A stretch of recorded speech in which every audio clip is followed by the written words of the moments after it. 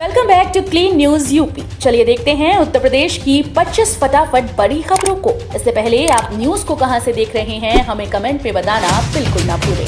साथ ही हमारे Facebook page को भी फॉलो करें। फेसबुक पेज का लिंक डिस्क्रिप्शन में दिया गया है। 6000 रेल कर्मियों को मिलेगा प्रमोशन। उत्तर मध्य रेलवे के प्रयागराज, झांसी और आगरा मंडल में कार्यरत पर्यवेक्षक कैडर के तकरीबन 6000 रेल कर्मियों को सीधी पदोन्नति का लाभ मिलेगा। इसमें रेलवे ग्रेड 6 के कर्मचारी सीधे प्रमोशन पा सकेंगे। रेलवे में पदोन्नति की नई नीति को केंद्र सरकार की मंजूरी देने के बाद रेलवे बोर्ड के डिप्टी डायरेक्टर पे कमीशन जया कुमार ने इस आशय का पत्र उत्तर मध्य रेलवे समेत सभी जोनल रेलवे के महाप्रबंधक को जारी किया है। यूपी बोर्ड हाई स्कूल और इंटरमीडिएट परीक्षा टाइम टेबल जल्द। उत्तर प्रदेश माध्यमिक शिक्षा परिषद के द्वारा राज्य के संबद्ध शासकीय सहायता प्राप्त और निजी विद्यालयों में वर्ष 2022-23 के दौरान हाई स्कूल और इंटरमीडिएट की कक्षाओं में पंजीकृत छात्र छात्राओं के लिए वर्ष 2023 में आयोजित की जाने वाली बोर्ड परीक्षाओं का कार्यक्रम जल्द ही जारी किया जाएगा। यूपी में एक क्लिक पर मिलेगी पीडब्ल्यूडी की सड़कों की जानकारी। उत्तर प्रदेश लोक निर्माण विभाग की सभी सड़कों की सूचना जल्द ही एक क्लिक पर उपलब्ध होगी। पीडब्ल्यूडी का जीआईएस पोर्टल सृष्टि 2.0 इसी को ध्यान में रखकर तैयार किया जा रहा है। ये पोर्टल उत्तर प्रदेश की 2.90 लाख किलोमीटर सड़कों का ब्यौरा सहेजेगा और उन्हें जनसामान्य को सुलभ कराएगा। लोक निर्माण मंत्री जितेंद्र प्रसाद ने जीआईएस पोर्टल सृष्टि 2.0 बनाने की स्वीकृति प्रदान की है। योगी आदित्यनाथ सरकार हर गांव में बनाएगी खेल का मैदान। उत्तर प्रदेश में जल्द नई खेल नीति जारी की जाएगी। खेल को बढ़ावा देने और खिलाड़ियों को उत्कृष्ट सुविधाएं दिलाने पर जोर होगा। हर गांव में एक खेल का अच्छा मैदान स्थापित किया जाएगा और 100 करोड़ रुपए से खेल विकास कोष का गठन होगा। आगे इस राशि को और बढ़ाया जाएगा। खिलाड़ियों को बेहतर प्रशिक्षण उपलब्ध कराने पर सरकार का फोकस। यूपी में भी अन्य राज्यों की तरह खेल अथॉरिटी बनाई जाएगी और राज्य स्तरीय खेल प्रशिक्षण केंद्र बनाया जाएगा। गाजियाबाद के दुहाई डिपो पहुंची तीसरी रैपिड ट्रेन, जल्द शुरू होगा ट्रायल। रैपिड ट्रेन में सफर करने का सपना सजोए बैठे लोगों के लिए खुशखबरी है। दुहाई डिपो में तीसरी रैपिड ट्रेन पहुंच गई। साहिबाबाद से दुहाई तक बने प्रथम खंड में एनसीआरटीसी जल्द ट्रायल रन शुरू करेगा। पूर्व में आई 2 रैपिड ट्रेन की तरह गुजरात के सांवली स्थित एस्टॉम प्लांट से तीसरी रैपिड ट्रेन के 6 कोच यहां आए हैं। मार्च 2023 तक प्रथम खंड में रैपिड ट्रेन का संचालन शुरू कर दिया जाएगा। रेल यात्रियों को बड़ी राहत, गरीब रथ में अब नहीं बुक होगा आरएसी टिकट। गरीब रथ में reservation against cancellation ticket book नहीं होगा। यात्रियों की सहूलियत के लिए रेलवे बोर्ड ने आरएसी टिकट का प्रावधान हटा दिया है। सभी बर्थ पर कंफर्म टिकट बुक होंगे। कंफर्म टिकट की बुकिंग फुल हो जाने के बाद वेटिंग लिस्ट जारी की जाएगी। एमएमएमयूटी ने तैयार किया ऐसा ड्रोन, किसान से जवान तक के आएगा काम। मदन मोहन मालवीय प्रौद्योगिकी विश्वविद्यालय के शिक्षकों की देखरेख में विद्यार्थियों ने ऐसा मल्टीपर्पज ड्रोन तैयार किया है जो देश के किसानों से लेकर सरहद पर तैनात जवानों तक के काम आएगा। ये खेती किसानी में उपयोग होने के साथ ही सरहद पर सैनिकों तक फर्स्ट एड व अन्य सामान पहुंचाने की क्षमता रखता है। इसकी मदद से बहुमंजिली इमारतें, आग को भी बुझाया जा सकेगा। गुजरात में इसके सफल परीक्षण के बाद भारत सरकार के निर्देश पर विश्वविद्यालय ने 5 करोड़ रुपए का पायलट प्रोजेक्ट तैयार किया है। अब अंतिम समय में क्षेत्रीय कार्यालय नहीं कर पाएंगे रोल नंबर आवंटित। उत्तर प्रदेश माध्यमिक शिक्षा परिषद ने यूपी बोर्ड परीक्षा शुचितापूर्ण ढंग से संपन्न कराने के लिए अहम कदम उठाया। अब परीक्षा एन पहले क्षेत्रीय कार्यालय परीक्षा फॉर्म भरने से चूके छात्रों को अनुक्रमांक नहीं आवंटित किए जाएंगे। सचिव यूपी बोर्ड दिव्यकांत शुक्ल ने इस संबंध में क्षेत्रीय कार्यालय के अपर सचिवों को पत्र भेजा है। यूपी में 1200 से अधिक पदों पर भर्ती। उत्तर प्रदेश अधीनस्थ सेवा चयन आयोग 21 नवंबर से कंबाइंड जूनियर असिस्टेंट मेंस 2022 परीक्षा के लिए आवेदन प्रक्रिया शुरू करेगा। आवेदन प्रक्रिया ऑनलाइन माध्यम से की जाएगी। उम्मीदवार मुख्य परीक्षा के लिए आयोग की ऑफिशियल वेबसाइट upsssc.gov.in के जरिए ऑनलाइन रजिस्ट्रेशन कर सकते हैं। आवेदन पत्र जमा करने की अंतिम तिथि 14 दिसंबर 2022 है।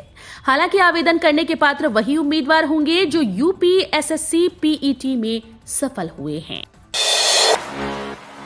20 नवंबर को सहारनपुर आ सकते हैं मुख्यमंत्री योगी आदित्यनाथ। प्रदेश में निकाय चुनाव की घोषणा से पहले मुख्यमंत्री योगी आदित्यनाथ 20 नवंबर को सहारनपुर आ सकते हैं। मुख्यमंत्री के प्रस्तावित दौरे को लेकर प्रशासन ने अपनी तैयारियां पूरी करनी शुरू कर दी। मुख्यमंत्री योगी आदित्यनाथ के 20 नवंबर को प्रस्तावित दौरे को लेकर अपर जिलाधिकारी प्रशासन डॉक्टर अर्चना द्विवेदी ने अपर नगर आयुक्त समेत समस्त अधिशासी अधिकारी, नगर पालिका एवं नगर पंचायतों को पत्र जारी कर कहा कि मुख्यमंत्री के प्रस्तावित दौरे को लेकर तत्काल नगर निकाय में प्रबुद्ध व्यक्तियों की सूची तैयार कर उपलब्ध करा दी जाए। होमगार्ड्स को अनुग्रह राशि व आश्रितों की नियुक्ति पर रोक। उत्तर प्रदेश होमगार्ड विभाग में धांधली का एक और बड़ा मामला सामने आया। मुख्यमंत्री योगी आदित्यनाथ के निर्देश पर वृद्ध होमगार्डों व अवैतनिक पदाधिकारियों के स्थायी अपंगता की दशा में उनके कल्याण की जो योजना शुरू की थी उसमें धांधली हो रही थी। शासन ने अगस्त 2021 में होमगार्ड स्वयंसेवकों व अवैतनिक पदाधिकारियों के स्थायी रूप से दिव्यांगता की दशा में 5 लाख रुपए अनुग्रह राशि व आश्रित को होमगार्ड के पद पर नियुक्ति प्रदान किए जाने का निर्णय किया था। यूपी विधानमंडल का शीतकालीन सत्र 5 दिसंबर से। उत्तर प्रदेश विधानमंडल का शीतकालीन सत्र 5 दिसंबर से शुरू होगा। इस संबंध में शुक्रवार को विधानसभा सचिवालय ने अधिसूचना जारी कर दी। शीतकालीन सत्र के दौरान योगी आदित्यनाथ सरकार वित्तीय वर्ष 2022-23 के लिए पहला अनुपूरक बजट पेश करेगी। इस संक्षिप्त सत्र के दौरान सरकार कुछ विधेयकों को पारित कराएगी और कुछ अध्यादेशों के प्रतिस्थानी विधेयक भी लाएगी। आज वाराणसी आएंगे पीएम मोदी। 1 घंटे का रहेगा ट्रैफिक डायवर्जन। काशी तमिल संगमम का शुभारंभ आज प्रधानमंत्री श्री नरेंद्र मोदी करेंगे। उनके वाराणसी आगमन को लेकर ट्रैफिक डायवर्जन जारी किया गया। एयरपोर्ट से लेकर शहर तक रूट डायवर्जन रहेगा। एडीसीपी ट्रैफिक डी के पुरी के अनुसार बीएचयू से श्री काशी विश्वनाथ मंदिर तक प्रस्थान व आगमन के दौरान 1 घंटा पहले से यातायात पर रोक रहेगी। 5 जिलों में अंत्योदय कार्ड धारकों को बचेगा केरोसिन। खाद्य एवं रसद विभाग 5 जिलों मेरठ, कानपुर नगर, चित्रकूट, हरदोई और उन्नाव में अंत्योदय कार्ड धारकों को केरोसिन का वितरण करेगा। इन जिलों में पुराने वितरण का कुल 2.5 लाख लीटर केरोसिन बचा है। इनमें से 55,000 लीटर डेंगू की रोकथाम के लिए रिजर्व रखा जाएगा। अपर आयुक्त खाद्य रसद अनिल दुबे ने बताया कि इन 5 जिलों में उस वक्त का 2.5 लाख लीटर केरोसिन बचा हुआ है, इसलिए अब इसे बांटने का निर्णय लिया गया है। सभा का दुर्ग भेदने के लिए भाजपा के योद्धा तैनात। गांव-गांव पहुंचेंगे केंद्र व राज्य के मंत्री। मैनपुरी लोकसभा और रामपुर विधानसभा उपचुनाव में सपा का दुर्ग भेदने के लिए भाजपा ने योद्धा तैनात कर दिए हैं। पार्टी ने दोनों सीट्स पर केंद्र और राज्य सरकार के मंत्रियों के साथ सांसदों, विधायकों की फौज गांव-गांव में तैनात कर दी। प्रदेश अध्यक्ष भूपेंद्र सिंह चौधरी और महामंत्री संगठन धर्मपाल सिंह भी उपचुनाव वाले क्षेत्रों में डेरा जमाएंगी। सफाई में अब नंबर 1 रहेगा आगरा। मुहिम की नगर निगम ने शुरुआत की। देश भर के 4000 शहरों के बीच स्वच्छता सर्वे में आगरा को अब नंबर 1 बनाने का संकल्प लिया गया। नगर निगम ने सफाई में अब नंबर 1 रहेगा आगरा मुहिम की शुरुआत की है। सिकंदरा कार्यालय में हुए संवाद में मेयर नवीन जैन ने कहा कि टॉप 10 नहीं बल्कि इंदौर की तर्ज पर स्वच्छता कार्यक्रमों को चलाकर वर्ष 2024 के स्वच्छता सर्वे में आगरा को नंबर 1 बनाया जाएगा। टिम्बल के चुनाव प्रचार में स्वामी प्रसाद मौर्य के बिगड़ी बोले श्री राम का सौदा करती है भाजपा। मैनपुरी लोकसभा सीट से सपा प्रत्याशी डिंपल यादव के लिए समाजवादी पार्टी ने चुनाव प्रचार शुरू कर दिया है। शुक्रवार को सपा के राष्ट्रीय अध्यक्ष अखिलेश यादव ने करहल क्षेत्र में सभा की। उनके साथ पूर्व मंत्री स्वामी प्रसाद मौर्य ने भी कार्यकर्ताओं को संबोधित किया। उन्होंने भाजपा और भगवान श्री राम को लेकर ऐसा बयान दिया जिस पर विवाद खड़ा हो सकता है। पूर्व मंत्री स्वामी प्रसाद मौर्य ने कहा कि भाजपा राम का सौदा करती है। जो भाजपा राम का सौदा कर सकती है वो आपको भी बेच सकती है। एसबीआई के ग्राहकों के लिए खुशखबरी, अब घर बैठे हो जाएगा ये काम। आजकल करीब सभी सुविधाओं को डिजिटल करने की कोशिश की जा रही है। ऐसा होने के बाद ग्राहकों को काफी आसानी और राहत मिलती है। इसी कड़ी में एसबीआई ने एक और घोषणा की। एसबीआई में सेवा शुरू की है जिसकी मदद से अब बैंक के चक्कर नहीं काटने होंगे। पेंशनर्स को अब पेंशन की स्लिप प्राप्त करने के लिए ब्रांच में नहीं जाना होगा। बैंक पेंशन धारकों का पेंशन स्लिप उनके घर पर ही पहुंचा देगा। यूपी उत्तराखंड वाले इस बार रिकॉर्ड तोड़ ठंड के लिए तैयार रहें। उत्तर प्रदेश मौसम तेजी से करवट बदल रहा है। उत्तर भारत के राज्यों में तापमान में गिरावट दर्ज की जा रही है। उत्तराखंड समेत अन्य पहाड़ी इलाकों में कहीं कहीं बर्फबारी भी हो रही है। ऐसे में आने वाले कुछ दिनों में कड़ाके की सर्दी पड़ सकती है। मौसम विभाग के अनुमान के मुताबिक पहाड़ों पर बर्फबारी शुरू होने के बाद अगले कुछ दिनों में ठंड बढ़ेगी। 12 दिन में सड़कें गड्ढा मुक्त नहीं हुई तो एक्शन होगा। सड़कों को गड्ढा मुक्त बनाने के लिए योगी सरकार लगातार विभागीय कसावट ला रही है। इस कड़ी में मुख्य सचिव दुर्गा शंकर मिश्र ने सड़कों को गड्ढा मुक्त बनाने को लेकर विभागीय समीक्षा बैठक की। अपने संबोधन में मुख्य सचिव ने संबंधित विभागीय अधिकारियों को निर्देश किया कि आगामी 30 नवंबर तक उत्तर प्रदेश की सभी सड़कें गड्ढा मुक्त हो जाएं। यूपी विधानमंडल का शीतकालीन सत्र से पहले सड़कों की मरम्मत और सुदृढ़ीकरण का कार्य अवश्य पूरा कर लिया जाए। उन्होंने कहा कि सड़क की बेहतर कनेक्टिविटी प्रगति का माध्यम होती है। योगी आदित्यनाथ ने गुजरात में कहा, कांग्रेस को भंग कर महात्मा गांधी के सपने को पूरा करने का समय आया। उत्तर प्रदेश के मुख्यमंत्री योगी आदित्यनाथ ने कहा कि अयोध्या में भव्य राम मंदिर का निर्माण इसीलिए संभव हो पा रहा है क्योंकि केंद्र में प्रधानमंत्री नरेंद्र मोदी के नेतृत्व में भारतीय जनता पार्टी की सरकार है। योगी ने कहा कि क्या कांग्रेस की सरकार में मंदिर निर्माण संभव था? गुजरात में मोरबी जिले के वांकानेर में भाजपा उम्मीदवार जीतू सोमानी के समर्थन में एक रैली को संबोधित करते हुए योगी ने कहा कि कांग्रेस को भंग करने के महात्मा गांधी के सपने को पूरा करने का समय आ गया है और विपक्षी दल देश की रक्षा करने में सक्षम नहीं है।